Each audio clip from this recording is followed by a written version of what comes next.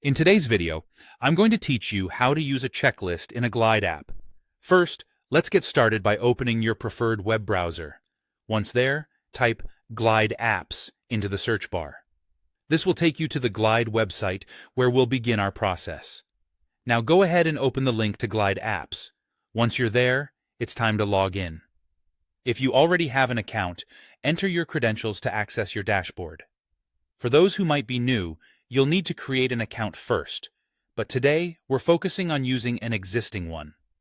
After successfully logging in, you'll see a list of apps you've previously created. Select one of these apps where you'd like to incorporate your checklist. This selection will take you into the app's editor, specifically to the Layout editor, which is where most of the magic happens. Look for the plus icon, usually found in the menu options. Click this icon to add a new component to your app. From the list that appears, choose Collections and then select the checklist component. This tool is incredibly versatile and perfect for organizing tasks or items in a clear, manageable format within your app. Once you have your checklist component in place, you'll need to connect it to your data source. This step is crucial as it syncs the checklist with the specific items or tasks you want to track.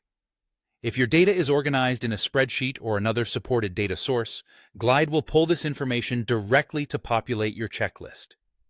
Next, it's time to personalize your checklist.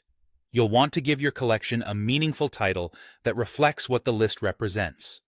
Additionally, customizing the display enhances usability and makes it visually appealing. To do this, you should link a Boolean column from your data to the checked property. This will dictate which items appear as checked off versus those that are pending. For a more dynamic interaction with your checklist, you might want to make items disappear once they've been checked off.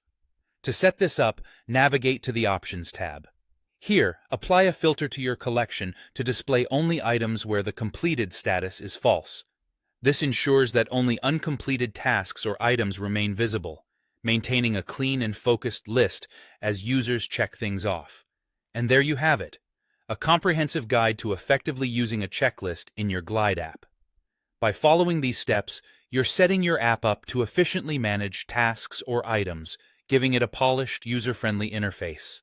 Thanks for tuning in, and happy building.